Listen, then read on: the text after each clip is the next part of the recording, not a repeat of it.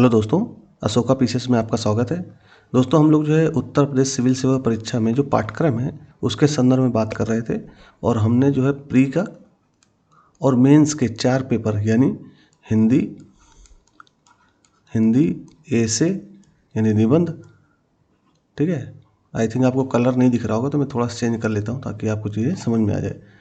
तो हमने क्या क्या देखा है, प्री का पूरा सिलेबस देखा है जिसमें जीएस पेपर 1 और सी सेट यानी जीएस पेपर 1 जो है हमारा जीएस ही है और जीएस पेपर जो 2 होता है जिसको नॉर्मली हम लोग सी सेट बोलते हैं, वो सारा सिलेबस हमने प्री का पहले पार्ट में कवर किया था। सेकंड पार्ट में हमने क्या किया था, जीएस के 4 पेपर मतलब 4 पेपर कवर किए थे जिनमें हम लोगों ने हिंदी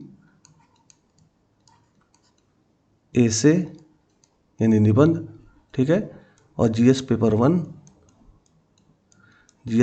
के बारे में और जीएस पेपर 2 के बारे में अच्छे से चर्चा की थी। इसका पूरा पाठ्यक्रम डिटेल्ड में देखा था। हालांकि देखिए, अब आप पाठ्यक्रम देख रहे होंगे तो बहुत सारी शब्दावलियाँ आपको हो सकता है कठिन लगती हों क्योंकि आप अभी शुरू कर रहे हैं, ठीक है। तो उससे घबराइएगा नहीं, धीरे धीरे आपको चीज़ें समझ में आने लगेंगी। और आप कमेंट जरूर किया कीजिए कि सर ये शब्दावली मुझे नहीं समझ में आई। जैसे आज हम लोग पार्ट 3 करेंगे तो उसमें हम लोग क्या करने वाले हैं, जीएस पेपर 3 जो हमारे इकोनॉमी, साइंस, एनवायरनमेंट इनसे संबंधित जो पाठ्यक्रम है वो जीएस पेपर 3 में दिया गया है और जीएस पेपर 4 में क्या है, एथिक्स। तो ये दोनों पेपर का सिलेबस आज हम लोग देखेंगे।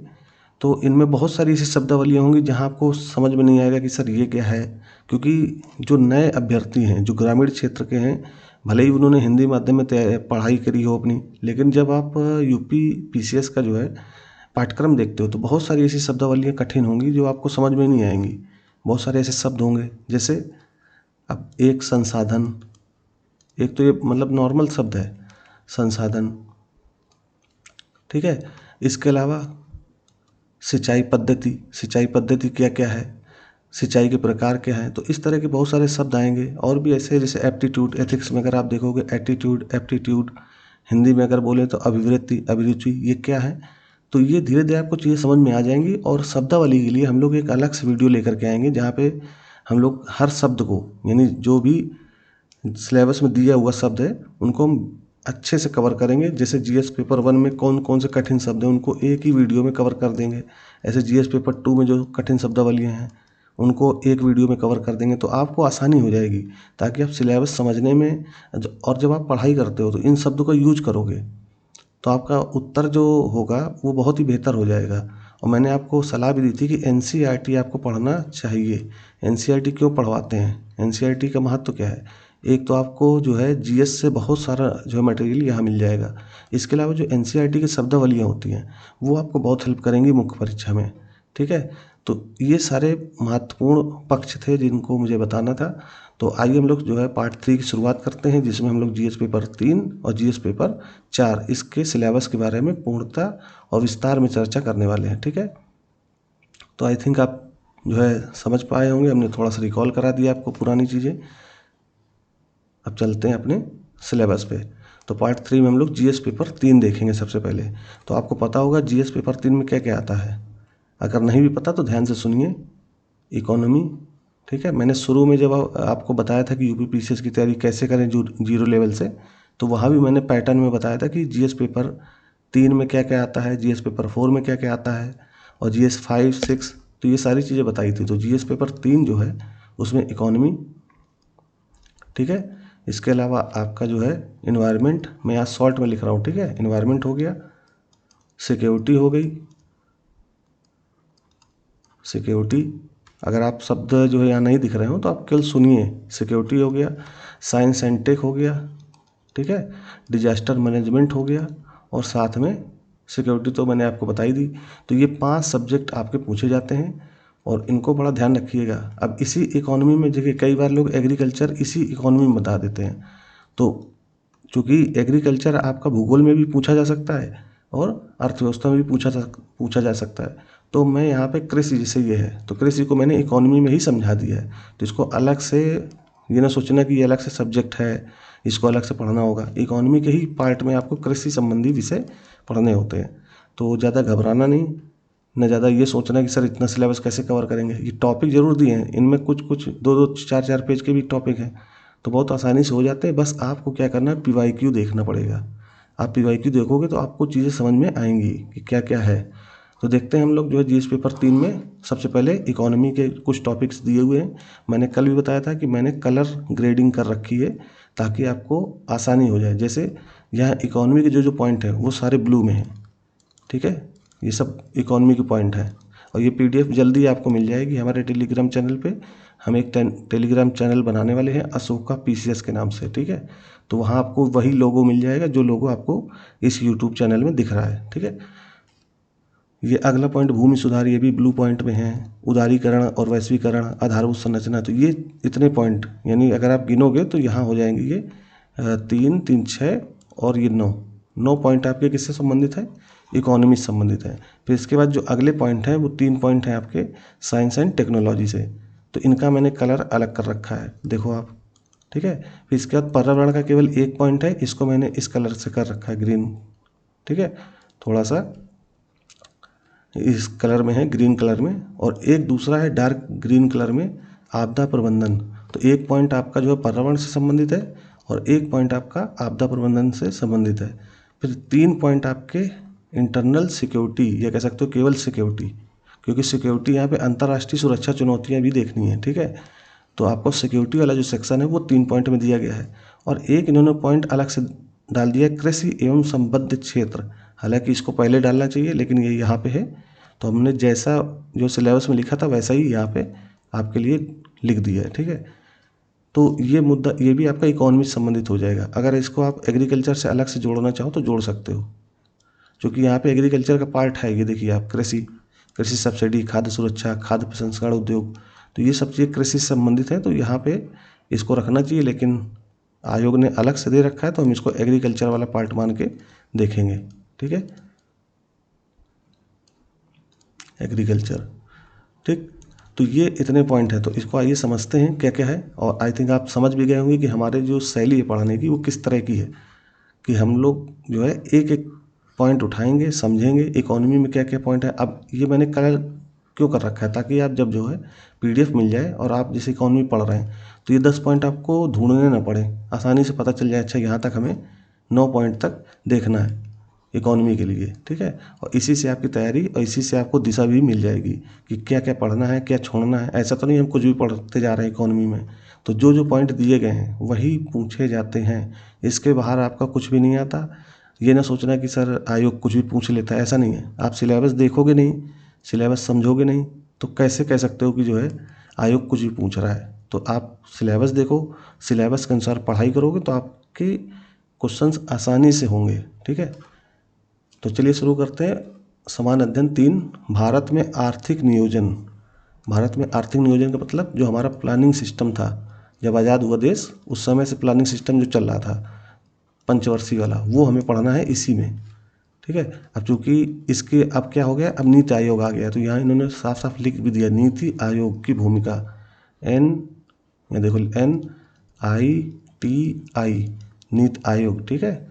अब इसका फुल फॉर्म आप लोग कमेंट करके बताओ क्या है। आप लोग कमेंट जरूर किया कीजिए ताकि मुझे भी समझ में आए कि हाँ आप लोग देख रहे हैं, ठीक है। तो भारत में आर्थिक नियोजन, उद्देश्य और उपलब्धियां देखनी है उसकी, नीति आयोग की भूमिका क्या रही है प्लानिंग में, और सतत विकास लक्ष्य जो SDG लक्ष्य है, SDG लक्ष्य, ठीक है, सस्टेनेबल डेवलपमेंट गोल्स, ये 17 लक्ष्य है ना, 2015 में अपनाए गए थे। अब इसके बारे में भी, चूँकि नीति आयोग इसी लक्ष्य को प्राप्ति करने के लिए प्लानिंग करता है। नीति आयोग का काम क्या है कि 1 साल में हम लोग किस तरह से विकास के लिए काम करेंगे, तो उसमें यही 17 लक्ष्य देखे जाते हैं। इन्हीं 17 लक्ष्यों को ध्यान में रख करके नीतियाँ बनाई जाती हैं, ठीक, इसी आधार पर प्लान किया जाता है। तो भारत में आर्थिक नियोजन पढ़ना है। दूसरा पॉइंट है, आई थिंक आप समझ गए होंगे पहले पॉइंट में क्या बोल रहा है आपको, नीति आयोग की भूमिका, प्लानिंग कमीशन जो था हमारा पंचवर्षीय योजना जो कांग्रेस के समय में चल रहा था काफ़ी सालों तक, तो वो, और जो नीति आयोग अभी बना 2014-15 में, उसकी भूमिका क्या रही है, और साथ में सतत लक्ष्य, ये सतत विकास लक्ष्य SDG, इनको पढ़ना है, ठीक है। और इनका क्या क्या उपयोग है वो आप जब प्रश्न देखोगे आपको समझ में आ जाएगा, ठीक। दूसरा पॉइंट है गरीबी और बेरोजगारी, आपको गरीबी के मुद्दे पढ़ने हैं बेरोजगारी, सामाजिक न्याय और समावेशी विकास। समावेशी विकास आई थिंक सबको पता होगा। समावेशी विकास का मतलब है कोई भी पिछड़ा या कोई भी हाशिए में रह रहा व्यक्ति भी न छूटे। विकास का कोई काम चल रहा है तो उस व्यक्ति तक, आखिरी छोर में जो खड़ा है उस तक जो है विकास का प्रभाव हो। ठीक है, यही होता है समावेशी विकास, कि सभी का विकास हो। ऐसा ना हो कि केवल कुछ वर्ग या कुछ शहर तक ही विकास हो जाए। अब जैसे मान लीजिए हमारे देश में आदिवासी बहुत ज़्यादा रहते हैं। अलग अलग जो है राज्यों में देखोगे तो अलग अलग जनजाति आदिवासी लोग रहते हैं, तो उनको भी समावेशी विकास का लाभ मिले, इस तरह से हमें विकास करना है। ठीक है, तो गरीबी और बेरोजगारी के मुद्दे पढ़ने हैं, समावेशी विकास पढ़ना है, सामाजिक न्याय। सामाजिक न्याय का मतलब क्या हुआ? समाज के हर व्यक्ति को न्याय मिले। मान लीजिए कोई पुलिस केस होता है, अब मान लो गरीब की सुनी नहीं जा रही है, अमीर की सुन ली गई, तो यहाँ क्या हुआ? गरीब के साथ अन्याय हो गया। तो सामाजिक न्याय होना बहुत ज़रूरी है। ठीक है, तो वो मुद्दे भी यहीं पढ़ते हैं। मैंने एक उदाहरण दिया, ऐसे अन्य मुद्दे भी हैं जो आपकी इकोनॉमी से रिलेटेड है, जिसमें सामाजिक न्याय की अवधारणा छिपी हुई है, तो वो भी आपको पढ़ना होगा। तीसरा है आपका सरकारी बजट और वित्तीय प्रणाली। तो सरकारी बजट में क्या पढ़ना है? घटक और उसकी संरचना। तो सरकारी बजट में घटक और संरचना पूरा अच्छे से, जब भी सरकारी बजट आता है आपको इसमें राज्य स्तर का भी देख लेना है। यानी यूपी का पढ़ रहे हो तो यूपी का सरकारी बजट, उसके लिए आपको जीएस पेपर जो 5 है उसमें बहुत काम आएगा। ठीक है, जीएस पेपर 5 और 6 इसमें यूपी स्पेशल ही पूछा जाता है। तो जब आप सरकारी बजट पढ़ रहे हो तो भारत सरकार का तो पढ़ ही रहे हो, साथ में यूपी का भी स्पेशल पढ़ लेना है, ताकि आपको जीएस 5 और जीएस 6 की तैयारी साथ में होती जाए। अभी मैं बताऊंगा लास्ट में, जब हम लोग सिलेबस ख़त्म कर लेंगे तो किस तरह से जोड़ के पढ़ना है कि आपके जीएस के पेपर आसानी से एक दूसरे से लिंक होकर कवर हो जाएं। ठीक है, तो 3 पॉइंट हो गए आपके इकोनॉमी के। इसके बाद कृषि का आ जाता है, ये भी इकोनॉमी का ही पार्ट है, तो इसलिए इसको अलग करके मत देखना। तो कृषि में हमको क्या पढ़ना है? प्रमुख फसलें। अब भारत में कौन कौन सी फसलें होती हैं? अब आप यूपी में रहते हो तो यूपी का केवल ना देखना, हमारा राज्य इतना, मतलब हमारा देश इतने बड़े हैं और इतने सारे राज्य हैं। जैसे नॉर्थ ईस्ट हो गया, नॉर्थ ईस्ट में जो है चाय की खेती हो रही है, कुछ स्पेशल जो है चावल की खेती होती है। ठीक है, फिर अगर आप साउथ में जाओगे तो कॉफ़ी की खेती हो गई, इलायची की खेती हो गई, तो तरह तरह की जो खेती होती है, प्रमुख फसलें, तो वो सारी चीज़ें आपको पढ़नी है। फिर विभिन्न प्रकार की सिंचाई विधि और सिंचाई प्रणाली। अब आपको पता होना चाहिए कि सिंचाई के प्रकार होते हैं, मतलब कई सारे सिंचाई व्यवस्था जो है अलग अलग देशों में भी अपनाए जाते हैं, हमारे भारत देश में भी सिंचाई के कई अलग अलग विधियाँ हैं। अगर आप देखना चाहो तो मैं थोड़ा सा आपको दिखा दूँ किससे, क्योंकि इसके बारे में मैं थोड़ा सा पढ़ भी रहा था समझाने के लिए। तो ये देखो, अब जब आप खेती करते हो तो कई सारी सिंचाई पद्धतियाँ अपनाई जाती हैं ताकि हमारा पानी बच पाए, पानी का ज़्यादा से ज़्यादा उपयोग हो पाए। ठीक है, अब जो अगर पारंपरिक सिंचाई करता होगा तो क्या करता है? सीधा ट्यूबवेल, ये जो है हमारे यहाँ नहर चलती है, उनसे डायरेक्ट पानी सीधा खेत में डाल रहा है, वो अधिक मात्रा में डाला जाता था। अब मान लीजिए ये पौधा है, ये खेत है, इसमें एक पौधा है, इसको पानी यहाँ चाहिए, तो इसके लिए पूरे खेत में पानी भरने की क्या ज़रूरत है? इसी को दे दो। तो इसके लिए ऐसी व्यवस्था या ऐसा सिस्टम बनाया गया कि सिंचाई इफ़ेक्टिव हो जाए, मतलब ज़्यादा प्रभावशाली हो जाए। तो इसके लिए अलग अलग पद्धतियाँ सिंचाई की, जैसे ड्रिप इरिगेशन सिस्टम।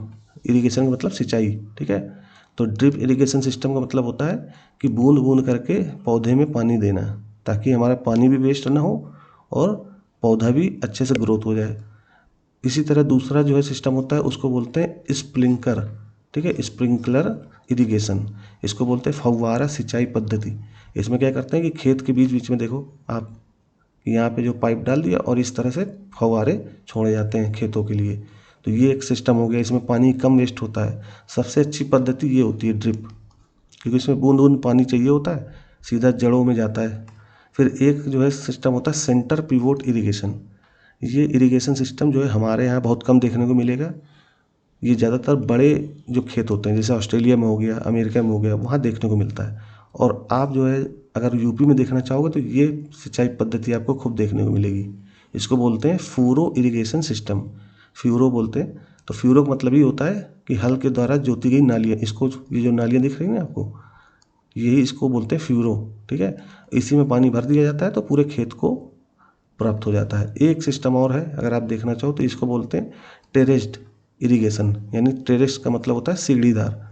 ठीक है, तो इसमें सीढ़ीदार पद्धति से सिंचाई व्यवस्था इस तरह की जाती है। मैंने इसलिए फ़ोटो लगा दी ताकि आपकी समझ विकसित हो जाए। तो ये सब चीज़ें आपको पता होनी चाहिए। तो सिंचाई पद्धति में आपको क्या देखना है? विभिन्न प्रकार की सिंचाई विधि एवं सिंचाई प्रणाली, फिर कृषि उत्पादन का भंडारण। अभी आप जैसे मान लीजिए सिंचाई कर लिया, अच्छी खेती कर ली, अब उत्पादन जो हुआ, मान लीजिए गेहूँ हुआ, गेहूँ बहुत ज़्यादा हो गया तो उसका भंडारण भी तो करना है। अगर आपने भंडारण सही से नहीं किया तो वो तो गेहूँ खराब हो जाएगा, खाने योग्य नहीं होगा, या फिर कोई चूहे या कोई दूसरे तरह के जो है जीव खा जाएंगे गेहूँ को। ठीक है, तो उन भंडारणों को सुरक्षित तरीके से करना भी इसी सिलेबस के पार्ट में दिया गया। तो भंडारण कैसे करेंगे, इसके अलावा ढुलाई और विपणन, उस अनाज का एक स्थान से दूसरे स्थान तक ले जाना, विपणन मार्केटिंग करना। ठीक है, किसानों की सहायता हेतु ई प्रौद्योगिकी। अब आप जो है आज 21वीं सदी चल रही है, 21वीं सदी में जब आप डिजिटल हो रहे हो तो किसानों को भी ऐसी प्रौद्योगिकी या ऐसी टेक्नोलॉजी दो ताकि उनको भी सहायता मिले। ठीक है, तो अब ऐसी कई सारी तकनीकियां हैं जो भारत के किसानों को काफ़ी हेल्प कर रही हैं। जैसे हमने दूरदर्शन के लिए अलग से चैनल बना दिया, किसान दूरदर्शन। इसके अलावा हमने ई नैम प्रोग्राम चला दिया। ठीक है, ये सब आप पढ़ोगे तो सिंचाई पद्धति में, विपणन में, किसानों की सहायता के लिए कुछ तकनीकी। अब आज किसान क्या कर रहा है, मोबाइल से ही सारी सुविधा ले ले रहा है। कोई जैसे मान लीजिए आपदा आने वाली है तो हमने क्या कर दिया, किसानों को सचेत कर दिया, उनके मोबाइल में मैसेज दे दिए। किसानों की जो है जो सब्सिडी दी जाती है उनके मोबाइल में आ जा रही है सीधा बैंक अकाउंट में। तो ये सब जो है ई तकनीकी का ही पार्ट है। ठीक है, तो ये सारी चीज़ें पढ़नी पड़ेंगी। अगला पॉइंट है कृषि सब्सिडी और खाद्य सुरक्षा। अप्रत्यक्ष और प्रत्यक्ष कृषि अनुदान तथा न्यूनतम समर्थन मूल्य से जुड़े मुद्दे। ठीक है, तो अप्रत्यक्ष या प्रत्यक्ष कृषि अनुदान का मतलब है कि या तो आप इनडायरेक्ट तरीके से जो है सब्सिडी दीजिए किसानों को, या फिर जो है डायरेक्ट तरीके से दीजिए। और न्यूनतम समर्थन मूल्य का मतलब हो गया आपका एमएसपी। तो किसान जब खेती करता है तो सरकार एमएसपी जारी करती है ना कि हम इतने मूल्य पर तो आपका अनाज खरीद ही लेंगे। तो वही होता है न्यूनतम समर्थन मूल्य। तो उनसे जुड़े जो मुद्दे होते हैं उनको आपको पढ़ना है। अगला है सार्वजनिक वितरण प्रणाली, यानी जो पीडीएस सिस्टम है, पब्लिक डिस्ट्रीब्यूशन सिस्टम, जिसमें आप नॉर्मली हम लोग जो है गांव देहाती या ग्रामीण क्षेत्र में राशन बोल देते हैं कि आज राशन बंट रहा है। ठीक है, तो कैसे बंटता है, उसका उद्देश्य क्या है, उसका क्रियान्वयन कैसे होता है, उसकी परिसीमाएं क्या होती हैं, सुदृढ़ीकरण, खाद्य सुरक्षा एवं बफर भंडार वगैरह, फिर कृषि संबंधित तकनीकी अभियान। तो ये सब चीज़ें आपको पढ़नी पड़ेंगी। अगला पॉइंट देखोगे आप, खाद्य प्रसंस्करण उद्योग। खाद्य प्रसंस्करण उद्योग का मतलब हो गया कि आपने गेहूँ उगाया, गेहूँ से आटा बनाया, आटे से बिस्किट बना दिया और बिस्किट को आप मार्केट में बेच रहे हो। तो ये पूरी जो प्रक्रिया हुई, इसमें क्या किया आपने, गेहूँ को एक तरीके से प्रसंस्कृत कर दिया। वो अब गेहूँ नहीं रहेगा, अब बन गया बिस्किट। तो बिस्किट जो है आपका कई दिनों तक, कई महीनों तक आपका आसानी से चलेगा। तो आप इसी बिस्किट को आप विदेश भेज सकते हो, एक्सपोर्ट कर दो। तो इससे क्या होगा, किसानों को लाभ मिलेगा। ये अलग बात है कि हमारे यहाँ जो किसानों को मुख्य लाभ नहीं मिलते हैं, क्योंकि किसान हमारे यहाँ इतने मतलब या तो जागरूक नहीं है, या जागरूक हैं तो कहीं ना कहीं जो है उनको सपोर्ट नहीं मिलता। अगर किसान खुद एक्सपोर्ट करने लगे तो उनको समझो कितना लाभ हो जाए। तो ये सारे मुद्दे आपको पढ़ने पड़ेंगे। खाद्य प्रसंस्करण उद्योग हो गया, उनका कार्यक्षेत्र क्या है, उनका महत्व क्या है, स्थान निर्धारण कैसे होता है, कोई उद्योग अगर लगा रहे हैं तो क्यों लगाते हैं, कहाँ पे लगाएंगे, ताकि अब मान लीजिए कोई पार्ले का जो है उद्योग लग रहा है, पार्ले बिस्किट का। ठीक है, तो पार्ले बिस्किट वाला कहाँ जाएगा, जहाँ गेहूँ उपलब्ध हो। अब जैसे यूपी में गेहूँ हर जगह हो जाता है, अब पार्ले से कहो कि आप नॉर्थ ईस्ट में जाइए, वहाँ अपना उद्योग लगाइए, तो वहाँ तो चाय की खेती होती है, चावल की खेती होती है, गेहूँ की बहुत कम होती है। तो पार्ले वाला क्यों जाएगा वहाँ, मतलब यूपी से पहले वो जो है नॉर्थ ईस्ट में गेहूँ मंगवाए, उसका खर्चा। तो ये सब चीज़ें स्थान निर्धारण में बहुत महत्वपूर्ण जो है हो जाती हैं चीज़ें। ठीक है, तो स्थान निर्धारण के लिए क्या हो, वहाँ पे चीज़ें उपलब्ध हो, तभी जो है वहाँ पे उद्योग लगते हैं। फिर ऊर्ध्व और अधोप्रवाह आवश्यकताएं। अब इसको आप समझ लीजिए, ऊर्ध्व क्या होता है और अधोप्रवाह क्या होता है। ऊर्ध्व का मतलब ऊपर से। अब मान लीजिए एक थोड़ा सा मैं आपको समझाने की कोशिश करता हूँ। मान लीजिए ये खेत है, ठीक है, यहाँ आपने गेहूँ उगाया। अब गेहूँ जो है इस फैक्ट्री में जाएगा, तो इस गेहूँ को इस फैक्ट्री तक पहुँचाने के लिए जो व्यवस्था चाहिए उसको बोलते हैं ऊर्ध्व आवश्यकता, यानी ऊपरी व्यवस्था। अब ये जो फैक्ट्री बिस्किट बनाए, ये ब्रेड बना रही है, फिर ये अपना प्रोडक्ट जो है फिर से ग्राहकों को देगी, तो ये हो जाएगी अधोप्रवाह आवश्यकता। तो ये पूरी व्यवस्था चल जाती है। तो ऊर्ध्व प्रवाह और अधो प्रवाह समझ में आ गया होगा कि पहले ऊपर ले जाना है फैक्ट्री तक और फिर फैक्ट्री से नीचे ग्राहकों तक। तो ऊर्ध्व मतलब ऊपर और अधो मतलब नीचे। ठीक है, तो ऐसे समझ लो आप। तो आपको आई थिंक समझ में थोड़ा बहुत तो आ गया होगा। और हम लोग प्रश्न भी देखेंगे बीच बीच में, जब हम लोग PIQ देखेंगे तो वहाँ आपको समझाएंगे किस तरह से प्रश्न आते हैं इससे संबंधित, ठीक है। फिर आपूर्ति श्रृंखला प्रबंधन देखना है, तो ये सारे टॉपिक्स आपको पढ़ने पड़ेंगे, ठीक। यहाँ मैं डिटेल्ड में इसीलिए समझा रहा हूँ ताकि आपको आसानी हो जाए। अगला पॉइंट है भूमि सुधार। ये पॉइंट आप समझ गए ना, खाद्य प्रसंस्करण उद्योग में क्या क्या देखना है। हमने जो है सप्लाई चेन पूरा देखना है, उसका मैनेजमेंट कैसे होता है। जब आप किताबें इकोनॉमी की देखोगे तो वहाँ पे ये टॉपिक दिखेगा, और जब पढ़ना शुरू करोगे तो आसानी से चीज़ें समझ में आएंगी, ठीक है। आप सिलेबस अगर सही से देख लेते हो, समझ लेते हो, तो आपको बहुत सारी चीज़ें आसान लगने लगेंगी। फिर भूमि सुधार, भारत में स्वतंत्रता के पश्चात भूमि सुधार पढ़ना है, ठीक है। भूमि सुधार क्या है, ये सब सारी चीज़ें देखनी है। अब देखिए यहाँ मैं केवल सिलेबस बता रहा हूँ, अब बहुत ज़्यादा समझाऊंगा तो आप भी बोर हो जाओगे कि सर सिलेबस बता रहे हैं कि पढ़ाने लगे, ठीक है। तो ध्यान रखिएगा, यहाँ पे केवल आपको सिलेबस समझना है। भूमि सुधार का मतलब हो गया भूमि का एक तरीके से, कि जिसके पास ज़्यादा भूमि है, हुआ था ना भूमि सुधार, तो ज़्यादा भूमि से जिनके पास भूमि नहीं है, भूमिहीन किसान है, उनको भूमि स्थानांतरण करना, तो यही तो हो गया भूमि सुधार। तो सिंपल है, इसमें कुछ ज़्यादा दिमाग नहीं लगाना, तो भूमि सुधार पढ़ना है।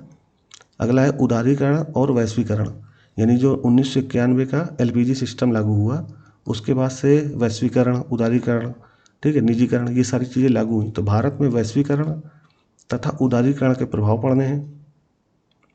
औद्योगिक नीति में परिवर्तन तथा इनके औद्योगिक विकास पर प्रभाव। उदारीकरण का क्या प्रभाव पड़ा औद्योगिक विकास पर, वैश्वीकरण का क्या प्रभाव पड़ा, ये सारी चीज़ें पढ़नी होती हैं, ठीक है।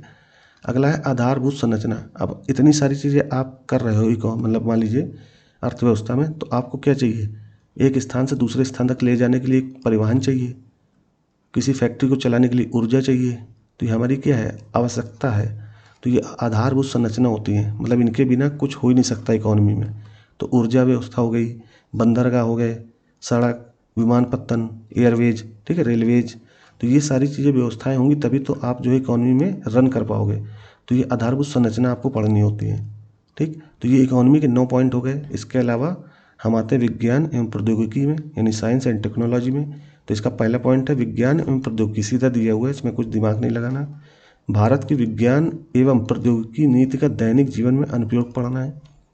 अगला है स्वदेशीकरण और प्रौद्योगिकी हस्तांतरण, यानी प्रौद्योगिकी का स्वदेशीकरण, नई प्रौद्योगिकियों का विकास, द्विअनुप्रयोगी एवं तकनीकी उपयोगी प्रौद्योगिकियां तथा प्रौद्योगिकी हस्तांतरण। कुल मिला के आपको टेक्नोलॉजी पढ़नी, इसमें दिमाग नहीं लगाना। और जो हमारे भारत देश की कुछ नई टेक्नोलॉजी हैं, स्वदेशी टेक्नोलॉजी, उनको विशेष ध्यान रखना है, ठीक है। अब इसके प्रश्न आप देखो PYQ, तो आपको चीज़ें समझ में आएंगी। सिलेबस में इतना मतलब कुछ हो सकता है आपको शब्दावली ना समझ में आएगी, सर प्रौद्योगिकी हस्तांतरण क्या होता है, ठीक है। तो ये सारी चीज़ें आपको पता होनी चाहिए। अगला पॉइंट है सूचना एवं संचार प्रौद्योगिकी, ICT का मतलब हो गया इंफॉर्मेशन एंड कम्युनिकेशन टेक्नोलॉजी। इसमें आपको क्या पढ़ना है, एक तो यही ICT यानी IC टेक्नोलॉजी पढ़नी है, सूचना एवं संचार प्रौद्योगिकी। फिर इसी में पढ़ना है आपको अंतरिक्ष प्रौद्योगिकी, स्पेस टेक्नोलॉजी। अगला है कंप्यूटर टेक्नोलॉजी। फिर ऊर्जा स्रोतों, नैनो प्रौद्योगिकी, सूक्ष्म जीव मतलब बायोलॉजी, नैनो बायोटेक्नोलॉजी, ये सारी चीज़ें पढ़नी है। जैव प्रौद्योगिकी क्षेत्र में जागरूकता, बौद्धिक संपदा अधिकारों एवं डिजिटल अधिकारों से संबंध मुद्दे। अब ये सारी चीज़ें आप जब जो है पढ़ना शुरू करोगे इस टॉपिक को, तो आपको चीज़ें समझ में आएंगी। थोड़ा सा आप खुद से भी मेहनत कीजिए, ठीक है। अगला पॉइंट है पर्यावरण से संबंधित, एक ही पॉइंट है लेकिन इससे प्रश्न 1-2 आ जाते हैं मेंस में, तो ध्यान रखना। पर्यावरण सुरक्षा और पारिस्थितिकी तंत्र, तो वन्यजीव संरक्षण, जैव विविधता, पर्यावरणीय प्रदूषण एवं क्षरण, प्रदूषण से संबंधित मुद्दे आते हैं। पर्यावरणीय प्रभाव आकलन, तो ये टॉपिक दिए हुए हैं और ये आप नॉर्मली किताब मैंने बता रखी, वहाँ से सारे जो है आपको टॉपिक मिल जाएंगे। अगर आप किताब जो है डाउनलोड करना चाहते हैं, मतलब किताबों की लिस्ट, तो आप जो है हमारा टेलीग्राम है अशोका IAS, ठीक है, उसको आप सर्च कीजिएगा, ब्लू कलर का आपको लोगो मिल जाएगा अशोका IAS।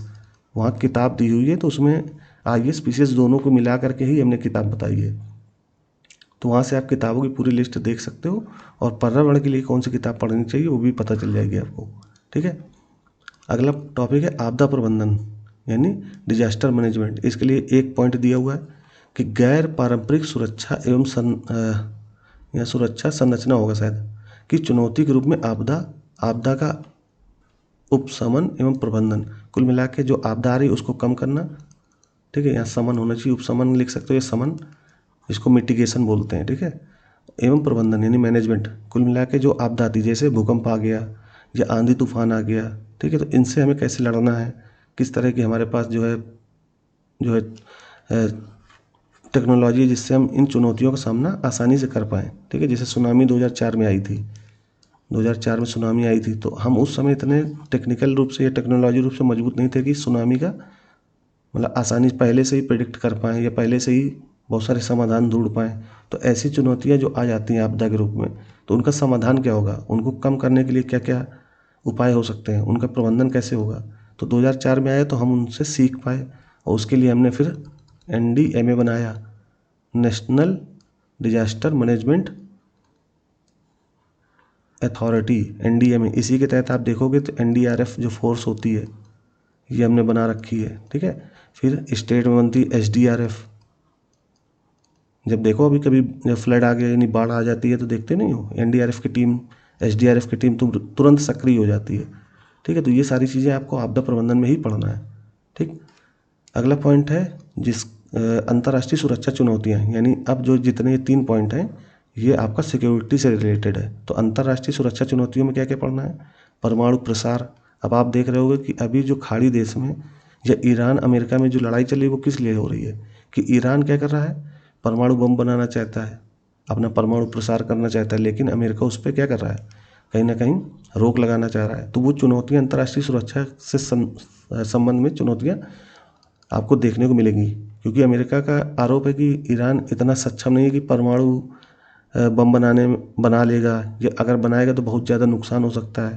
भाई परमाणु कोई नॉर्मल चीज़ तो है नहीं, इसके बनाने में, इसके जो है टेक्नोलॉजी का प्रयोग करने में कोई भी घटना हो सकती है।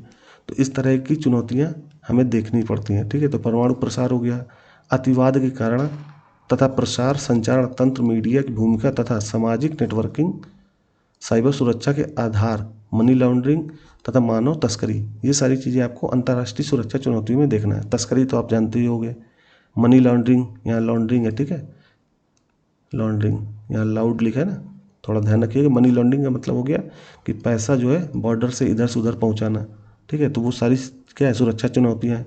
अब जो पहलगाम हमला हुआ वो कैसे हो गया, 2025 का आपको याद होगा। तो पहलगाम हमले में कहीं ना कहीं अंतर्राष्ट्रीय सुरक्षा चुनौतियाँ जिम्मेदार रही थी, कि वहाँ जो मानव तस्करी आसानी से पाकिस्तान से भारत आ गए। तो वो सारी चुनौतियाँ आपको देखने, उसके समाधान, उसमें और क्या क्या सुधार हो सकता है, वो सारी चीज़ें आपको यहीं पढ़नी होती हैं, ठीक है। अगला पॉइंट है भारत की आंतरिक सुरक्षा चुनौतियाँ, जैसे आतंकवाद, भ्रष्टाचार, उग्रवाद, संगठित अपराध। उग्रवाद तो अब मतलब बहुत हद तक 99% ख़त्म ही हो गया है, यानी जो हमारे यहाँ नक्सली होते थे वो लगभग ख़त्म हो गया, ठीक है। तो भ्रष्टाचार तो हर जगह है, आप देखते ही होंगे, हर डिपार्टमेंट में कुछ ना कुछ भ्रष्टाचार चलता, तो उस संदर्भ में भी आपको पढ़ना पड़ेगा। सुरक्षा चुनौतियाँ, आंतरिक सुरक्षा चुनौतियाँ। इसके अलावा सुरक्षा बल और रक्षा संगठन, जैसे ITBP फोर्स आप पढ़ते हो, ITBP हो गया, ठीक, ये पुलिस फोर्स है जो तिब्बती बॉर्डर में लगती है, ठीक। और इसके अलावा SSB हो गई, फिर CRPF, CISF। तो ये सब क्या है, फोर्स ही तो हैं, इन्हीं के बारे में आपको पढ़ना है। तो रक्षा संगठन और ये अर्धसैनिक बल, ये सैनिक बल, सुरक्षा बल, इन्हीं के बारे में पढ़ना होता है। तो भारत में सुरक्षा बलों और उच्च रक्षा संगठनों की भूमिका, प्रकार और अधिदेश, ये सारी चीज़ें आपको इसमें पढ़नी है। और अगला पॉइंट कृषि एवं संबद्ध क्षेत्र से संबंधित है, तो कृषि, बागवानी, वानिकी, ठीक है, पशुपालन संबंधी मुद्दे यहाँ पढ़ने हैं। तो एग्रीकल्चर के मुद्दे यहाँ आपको देखने को मिलेंगे, ठीक। तो ये हो गया आपका GS पेपर 3। अब हम लोग आ जाते हैं GS पेपर 4 में। अब आपको पता होगा कि GS पेपर 4 जो है वो उसे बोलते हैं एथिक्स, नॉर्मली एथिक्स बोल देते हैं। अब ये जुड़ा कब था, 2018 में। इससे पहले एथिक्स का पेपर UP PCS में नहीं होता था, IAS में होता था, ठीक। तो एथिक्स का पेपर 2018 में जोड़ा गया। जब जोड़ा गया तो इसके बहुत सारे मुद्दे सीधा UPSC का जो सिलेबस है उसी से ले लिया गया है, इसमें कुछ भी अलग नहीं है। तो ध्यान रखना, जो आप UPSC के लिए जो अभ्यर्थी पढ़ रहे हो एथिक्स, वही यहाँ आपको काम आने वाला है। UP PCS में भी कुछ भी एक शब्द भी इधर उधर नहीं है, ठीक है। तो ध्यान रखना, जो भी UPSC के सिलेबस में दिया है वही यहाँ UP PCS के सिलेबस में भी दिया हुआ है, ठीक। तो जीएस पेपर 4 में क्या है, आपको एथिक्स पढ़ना है। तो इसमें कुछ टॉपिक है, 8 पॉइंट है, और इसमें मैंने कोई कलर नहीं किया क्योंकि एक सब्जेक्ट है सीधा सीधा। तो नीति शास्त्र तथा मानवीय अंतर संबंध यानी एथिक्स एंड ह्यूमन इंटरफेस। अब आप कहोगे सर ये क्या है, तो थोड़ा सा ध्यान रखना, हो सकता है आपको चीज़ें समझ में कम आएंगी इस सिलेबस में, क्योंकि ये नया पेपर था 2018 में, ठीक है। और 2018 के बाद से इसमें जो है जिस तरह से प्रश्न आते हैं, जब आप प्रश्न देखोगे पीवाईक्यू तो आपको ये पेपर आसानी से समझ में आने लगेगा, ठीक है। तो मानवीय क्रियाकलापों में नीति शास्त्र यानी एथिक्स का सार तत्व पढ़ना है, इसके निर्धारक और परिणाम, नीति शास्त्र के आयाम, निजी और सार्वजनिक संबंधों में एथिक्स यानी नीति शास्त्र, ठीक है। ये चीज़ें पढ़नी है आपको एथिक्स में, पहला पॉइंट। दूसरा पॉइंट है अभिवृत्ति यानी एटीट्यूड। आप कहोगे सर एटीट्यूड क्या है, तो इसको आप सर्च कीजिए, हालांकि मैं बता दूंगा लेकिन फिर भी आप अपनी तरफ से सर्च करोगे तो ज़्यादा अच्छी तरीके से समझोगे। तो अंतर्वस्तु यानी कंटेंट, संरचना, कार्य, विचार तथा आचरण के परिप्रेक्ष्य में इसका प्रभाव एवं संबंध यानी एटीट्यूड के बारे में आपको ये पॉइंट ध्यान रखना है कि इसका प्रभाव क्या होता है, इसका संबंध। नैतिक और राजनीतिक अभिरुचि क्या होती है, सामाजिक प्रभाव और सहमति पैदा करना, ये टॉपिक दिए हुए हैं एथिक्स में, ठीक। तीसरा पॉइंट है, आपको ये 2 पॉइंट हो सकता है थोड़ा कम समझ में आएगा, लेकिन जैसे जैसे आप पढ़ना शुरू करोगे तो आपको चीज़ें समझ में आएंगी। सिविल सेवा के लिए अभिरुचि तथा बुनियादी मूल्य यानी aptitude and foundational values for civil services. तो सिविल सेवा के लिए अभिरुचि और बुनियादी मूल्य पढ़ना है, जिसमें क्या पढ़ते हैं, सत्यनिष्ठा। सत्यनिष्ठा से सीधा सीधा मतलब ईमानदारी, निष्पक्षता, गैर तरफदारी, वस्तुनिष्ठता, सार्वजनिक सेवा के प्रति समर्पण भाव, कमजोर वर्गों के प्रति सहानुभूति, सहिष्णुता और करुणा। देखिए ये पेपर सीधा सीधा आपको प्रशासन में किस तरह से बिहेव करना है उसके संदर्भ में है। जब आप बन जाते हो पीसीएस अफसर, तब आप किस तरह से बिहेव करोगे उस, और सिविल सेवा के लिए क्या क्या ज़रूरी बातें हैं, वो पूरा पेपर है ये, ठीक है। तो इसमें ज़्यादा सोचना नहीं कि सर इसमें क्या पढ़ना है, कैसे पढ़ें, मैं बताऊंगा धीरे धीरे। यहाँ भी आप पाठ्यक्रम देख लो, समझ लो, कुछ शब्दावलियाँ आपको हो सकता है दिक्कत करे तो पॉज करके उसको गूगल करो, समझो और फिर से आगे बढ़ो, ठीक है। फिर अगला पॉइंट है भावनात्मक बुद्धिमत्ता यानी इमोशनल इंटेलिजेंस। अब ये क्या है, कोई मतलब आपके पास मान लो चोर आ गया, अब मान लो आप एक अधिकारी हो और उसने कस के या ज़ोर से रो दिया, आप इमोशनल हो गए, उसको छोड़ दिया। तो इसलिए ये इंटेलिजेंस आपको सीखना है या पढ़ाया जाता है ताकि आप इमोशनल होकर के कोई फैसले न करो, ठीक है। तो भावनात्मक समझ या भावनात्मक बुद्धिमत्ता क्या है, इसकी अवधारणा पढ़नी है, कॉन्सेप्ट वगैरह पढ़ने हैं, इसके आयाम क्या हैं, प्रशासन और शासन व्यवस्था में उनकी उपयोगिता और प्रयोग। मैंने अभी आपको उदाहरण से समझाया भी कि किस तरह से इनकी उपयोगिता है, इनका प्रयोग कैसे करोगे। अगला पॉइंट है नैतिक विचारक और दार्शनिक। बहुत बड़े बड़े हमारे यहाँ फिलोसफर रहे हैं, वैश्विक स्तर पे भी और भारत में भी। जैसे एक छोटा सा उदाहरण देंगे तो मान लीजिए कबीरदास हैं, कबीरदास, ठीक है। तो कबीरदास भी एक फिलोसफर हैं। और वैश्विक स्तर पे देखोगे तो कांट हो गया, ठीक। तो इस तरह के जो फिलोसफर हैं, इनके बारे में, इनके जो है शिक्षाएं, इनसे क्या क्या हमें शिक्षा मिली, क्या इनके जो है बताए हुए रास्ते हैं जिन पे हम चल करके प्रशासन में अच्छे काम कर सकते हैं, तो इन्हीं के बारे में पढ़ना है। तो भारत और विश्व के नैतिक विचारक और दार्शनिक का योगदान देखना है। अगले पॉइंट में आओगे तो लोग, अब ये 2 पॉइंट जो हैं ये गवर्नेंस से संबंधित है, हालांकि एथिक्स में दिए हुए हैं। तो जब आप सेकंड पेपर पढ़ोगे ना, जीएस पेपर सेकंड, तो वहाँ भी गवर्नेंस है। तो गवर्नेंस में जोड़ करके इसको पढ़ोगे तो आसानी से आपको चीज़ें समझ में आ जाएंगी। तो ये 2 पॉइंट ध्यान रखना कि लोक प्रशासन में लोक या सिविल सेवा मूल्य और नीति शास्त्र यानी पब्लिक या civil services value and ethics in public administration, ठीक है। तो इनकी स्थिति देखनी है तथा समस्याएं कि लोक प्रशासन में क्या क्या स्थिति होती है एथिक्स को लेकर के, उसकी समस्याएं क्या हैं। सरकारी तथा निजी संस्थानों में नैतिक सरोकार तथा दुविधाएं क्या होती हैं। कई बार ऐसा हो जाता है ना कि अब 2 पक्ष आ गए और दोनों पक्ष सही हैं, अब सुने तो किसकी सुने, तो नैतिक दुविधा हो गई ना। तो यही दुविधा है, इसको डायलेमा बोलते हैं इंग्लिश में, अगर आप जानना चाहो इसको डायलेमा बोलते हैं, दुविधा बोलते हैं, ठीक है।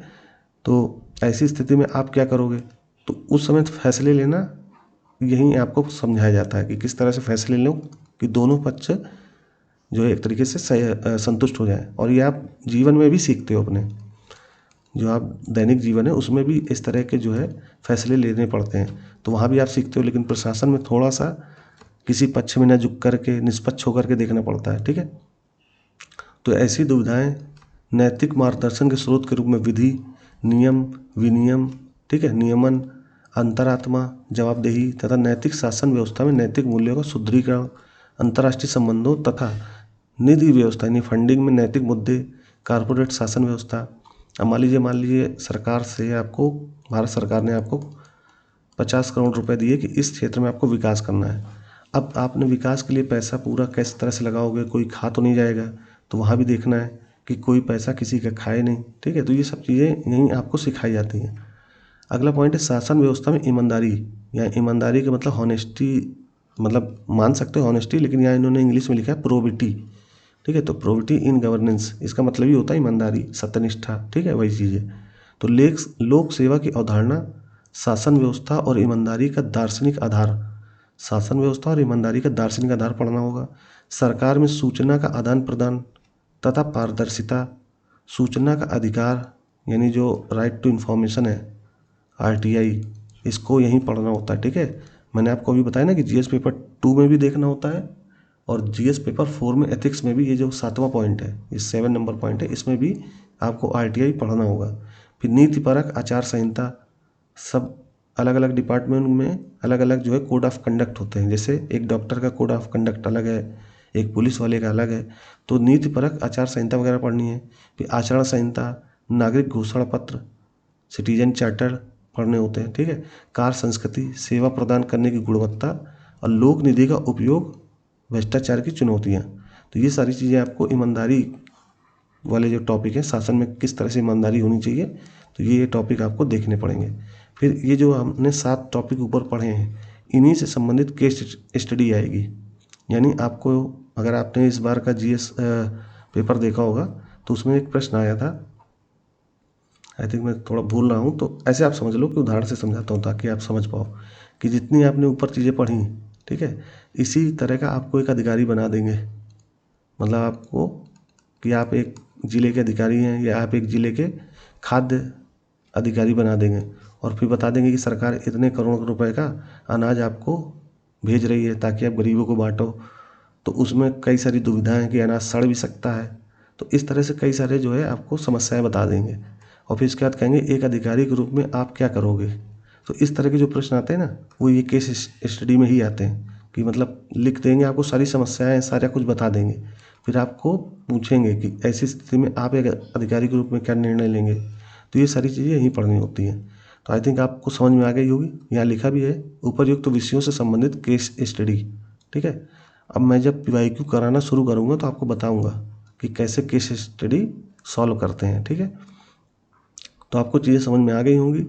और अगला जो हमारा पार्ट होगा जिसको हम पार्ट 4 करेंगे सिलेबस का, ठीक, तो उसमें हम लोग जीएस पेपर 5